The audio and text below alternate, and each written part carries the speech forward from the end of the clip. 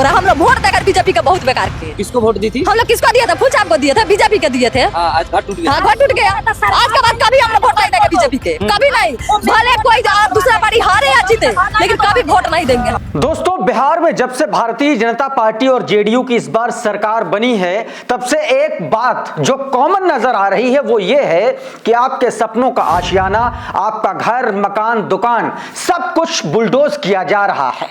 लेकिन अब मामला 36 हो चुका है, पलट चुका है। और पलट जब चुका है तो बुलडोजर और अधिकारी, बुलडोजर चलाने वाले और कर्मचारी बुरी तरीके से भगाए जा रहे हैं, दौड़ाए जा रहे हैं, गांव से भगाए जा रहे हैं। लाठी लेकर के लोग दौड़ा रहे हैं, जो कुछ भी हाथ में गुम्मा, पत्थर, लाठी जो भी मिल रहा है वो लेकर के दौड़ा रहे हैं, गालियां सुन रहे हैं।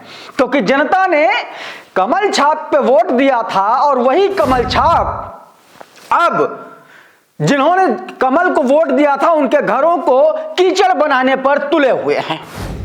आज जो तस्वीरें मैं आपको दिखाऊंगा वो देख करके आप दंग रह जाएंगे कि बिहार, जिस बिहार ने नीतीश कुमार और भाजपा की सरकार बनाई, वही बिहार अब आर पार की लड़ाई के मूड में उतर चुका है। क्या कुछ है, सबसे पहले वही तस्वीरें दिखाता हूं। सबसे पहले जरा ये तस्वीर देखिए, ये देखिए, अतिक्रमण हटाने गई इस टीम पर जबरदस्त तरीके से हमला हुआ। बुलडोजर देखे किस तरीके से बुलडोजर लेकर के भाग रहे हैं, आप देखिए जरा, ये देखिए, पत्थर, ईंटा, पत्थर, गुम्मा सब मारा जा रहा है। देखिए कैसे भागे हैं। आप किसी का घर तोड़ेंगे, किसी का मकान तोड़ेंगे, दुकान तोड़ेंगे और वो आपको छोड़ देगा, आपको लगता है। देखिए किस तरीके से वहां पर बवाल मचा हुआ है। ये आए थे घर तोड़ने, अधिकारी और कर्मचारी, गुस्साए हुए लोगों ने वहां पर ईंट पत्थर शुरू कर दिया, पत्थरबाजी शुरू कर दी, मारपीट शुरू कर दी। आप देखिए जरा, ये स्थितियां हैं। जो व्यक्ति बुलडोजर चला रहा था वो बड़ी मुश्किल से अपनी जान बचा करके भाग पाया है। आप इन तस्वीरों में साफ तौर पर देख सकते हैं। देखिए जरा, जबरदस्त तरीके से वहां पर तोड़फोड़ हुई है, बुलडोजर पर ईंट पत्थर चलाए गए हैं। इन तस्वीरों में साफ तौर पर आप देख सकते हैं। एक और तस्वीर आपको दिखाता हूं, आप जरा ये वीडियो देखिए। एक महिला का घर तोड़ने गए, उस महिला ने किस तरीके से गाली दे करके भगाया है, ये वीडियो जरा आप देखिए। ये मानसी बाजार का वीडियो है, देखिए। अब सीधे तौर पर ललकारा जा रहा है। देखिए जरा, ये बुलडोज करने आए थे और अधिकारी से यह महिला देखिए कैसे भिड़ गई है। पुलिस खड़ी हुई है, लेकिन अब शायद जनता के बीच का जो खौफ है वो खत्म हो चुका है और सब्र भी टूट चुका है। और शायद यही वजह है कि बुलडोजर के पंजे के आगे ये महिला खड़ी होकर के प्रशासन और सरकार को ललकार रही है। ये तस्वीरें साफ तौर पर बता रही हैं दोस्तों। अब एक और तस्वीर देखिए जरा, देखिए किस तरीके से लोग रो रहे हैं, बिलबिला रहे हैं, लेकिन सरकार है कि वो पूरी तरीके से अताताई हो चुकी है। कच्चे घर हैं, छत कायदे से पड़ी नहीं है और बुलडोजर लेकर के आ गए तोड़ने। देखिए इन तस्वीरों को जरा, ये डेहरी आनसोन इलाका है वहाँ का। वहाँ बताया जा रहा है कि ये बुलडोजर लेकर के पहुँचे थे और वहाँ पर महिलाओं को किस तरीके से परेशान है, रो रही हैं। देखिए लोग सामान निकाल रहे हैं घरों से और ये कच्चे घरों को तोड़ने आ रहे हैं दोस्तों। ये स्थितियां बिहार में बना दी हैं। अब इसी को लेकर के मोतिहारी में भारतीय जनता पार्टी के वो वोटर क्या कह रहे हैं, जिन्होंने कमल छाप को वोट दिया था और अब वही कमल छाप वाले बुलडोजर ला करके उनके घरों को मिट्टी कर दे रहे हैं। सुनिए जरा। सरकार लत हो रहा है। हम लोग वोट देकर बीजेपी का बहुत बेकार किए। किसको वोट दी थी? हम लोग किसको दिया था? फुल छाप को दिए थे, बीजेपी के दिए थे। आज घर टूट गया। हाँ, घर टूट गया। आज के बाद कभी हम लोग वोट नहीं देंगे बीजेपी के, कभी नहीं। भले कोई दूसरा पार्टी हारे या जीते, लेकिन कभी वोट नहीं देंगे हम। ये घर बनाने में लोग का पूरा जीवन लग जाता है, 1 मिनट में लोग तोड़ दे रहा है। लग रहा है कि जैसे चिड़िया का खोता है। ठंडी का मौसम में लोग चिड़िया का भी खोता नहीं टूटता है। आई लोग के लोग का घर टूट रहा है। ये कहाँ का ठंड का मौसम है, हम लोग का छोटा छोटा बच्चा है, बताइए कहाँ जाएंगे। ये फर्स्ट इंडिया बिहार झारखंड की खबर। बताया गया कि बीजेपी को वोट दिए थे, आज मेरा घर तोड़ दिया गया। पीड़ित महिला ने कहा, इतनी ठंड में हम कहां जाएं, बिना किसी नोटिस के हमारा घर तोड़ दिया गया। हम जीवन में कभी बीजेपी को वोट नहीं करेंगे। ये हालात हैं। और दूसरी तरफ नीतीश कुमार क्या कर रहे हैं? नीतीश कुमार महिलाओं को इज्जत और आबरू पर हाथ डाल रहे हैं, नकाब खींच रहे हैं। हालात ये हैं कि अभी तक मुस्लिम समाज के लोग विरोध दर्ज करा रहे थे, तो अब हिंदू समाज के पंडित, साधु, सन्यासी भी नीतीश कुमार को कटघरे में ले रहे हैं दोस्तों। बाबा बालजी महाराज ने नीतीश कुमार पर भड़कते हुए साफ तौर पर कहा कि नीतीश कुमार संविधान भूल गया है क्या? सुनिए जरा। भोजन, भजन और नारी ये तो पर्दे के अधिकारी हैं, किसी का पर्दा नहीं हटाना चाहिए। ऐसा जो किया गया है वो ठीक नहीं है। जो बिहार के सीएम साहब ने किया है ये हमारे भारतीय संविधान के खिलाफ है। अनुच्छेद 14, अनुच्छेद 19 इस बात को नहीं कहता, क्योंकि हमारा भारतीय नारी जो है वो तो मात्र शक्ति है। और हमारी सरकार भी जो है बेटी बचाओ बेटी पढ़ाओ इनका बहुत सत्कार करती है। और देखिए भोजन, भजन और नारी ये तो पर्दे के अधिकारी हैं, किसी का पर्दा नहीं हटाना चाहिए। ऐसा जो किया गया है वो ठीक नहीं है, वो ठीक नहीं किया गया। इसके हम मतलब इसके हम खिलाफ हैं। दोस्तों इतना ही नहीं, अब नीतीश कुमार की पार्टी में जो भी मुस्लिम विधायक हैं उनको उनके खिलाफ एक तरीके से पूरा का पूरा एक दबाव आना शुरू हो गया है कि जिस पार्टी का मुख्यमंत्री मुस्लिम महिलाओं पर हाथ डाले, क्या उसकी पार्टी में रहना चाहिए क्या? टॉक्स शेल्फिया नाम का एक ट्विटर हैंडल है, उसने लिखा कि बिहार के मंत्री जमा खान और डॉक्टर खालिद अनवर को मौलाना सज्जाद अहमद नोमानी अहम बात कही, कहा आपके अंदर जरा सा भी गैरत है तो छोड़ो जेडीयू पार्टी और मुस्लिम की इस बहन का साथ दो। ये बात कही, सुनिए जरा क्या कुछ कहा। जो नीतीश कुमार की पार्टी जेडीयू में शामिल हैं, मैं उनकी गैरत को आवाज़ देना चाहता हूं। अगर वो मुसलमान हैं तो उनको आखिरत पर यकीन होगा, उनको सोचना चाहिए। मैं बड़ी खैरखाही के जज्बे से उनसे गुजारिश करना चाहता हूं कि वो ज़रा सोचें कि आखिरत में इस खामोशी का वो क्या जवाब देंगे।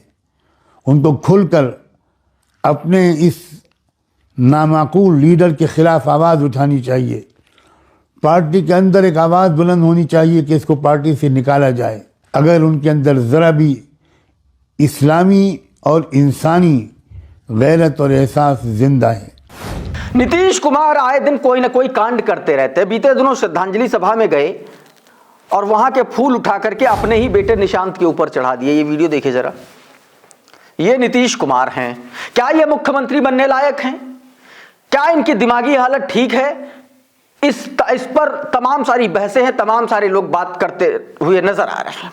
इस बीच दोस्तों आरएसएस का एक और चिट्ठा खुल करके सामने आ गया। आरएसएस के एक तरीके से बड़े नेता या यूं कहें कि बड़े स्वयंसेवक, उन्होंने एक बार फिर से सूर्य नमस्कार की जंग छेड़ दी है, सूर्य नमस्कार की बहस छेड़ दी है। साफ तौर पर उन्होंने अपने बयान में कहा कि सूर्य नमस्कार से मुस्लिमों को क्या बिगड़ जाएगा।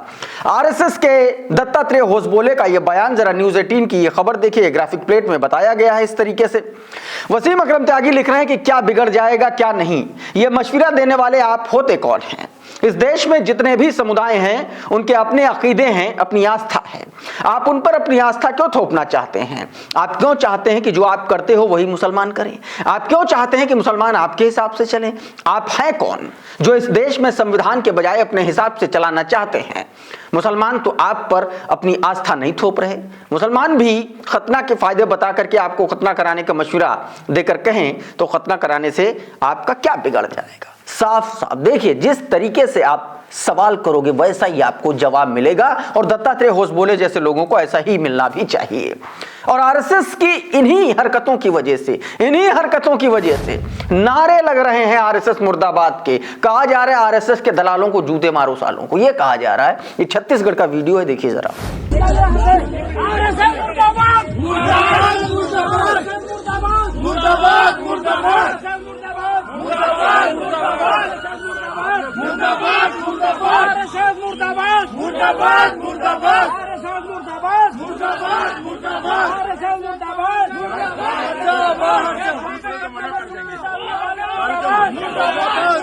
आरक्षण को काटने वाले मुर्दाबाद, मुर्दाबाद, मुर्दाबाद। समाज का विरोध करने वाले मुर्दाबाद, मुर्दाबाद, मुर्दाबाद। आरएसएस के दलालों को झूठा मारो सालों को, आरएसएस के दलालों को झूठा मारो सालों को।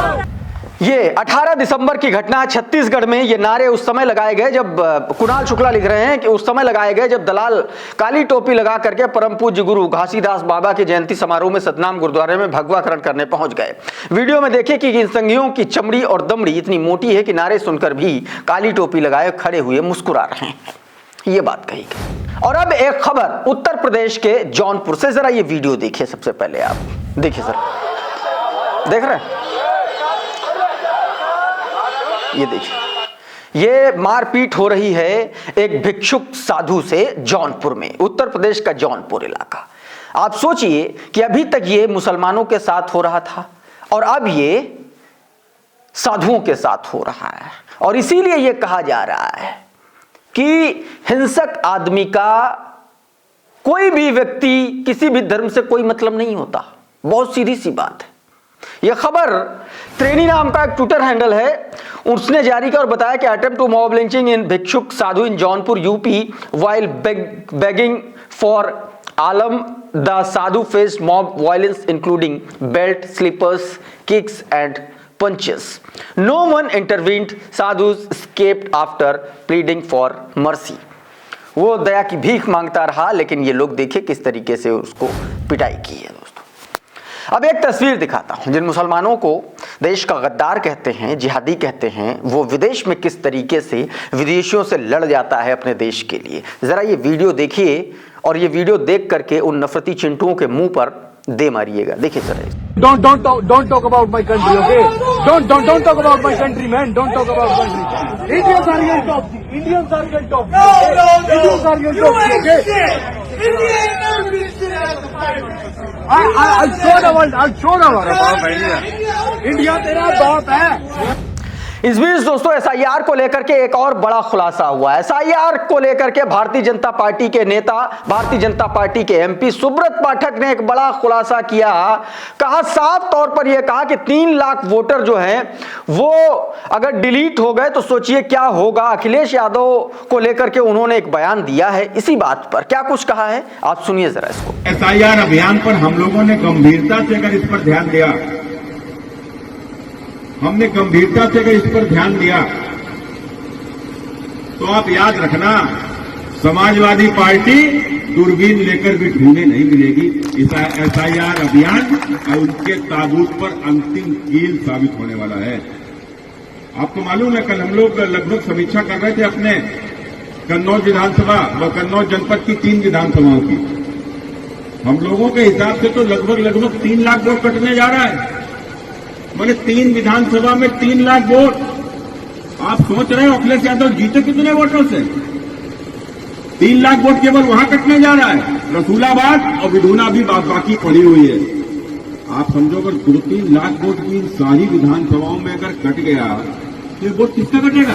और इस बीच उत्तर प्रदेश का एक और कीर्तिमान सामने आया है। जरा ये खबर देखिए।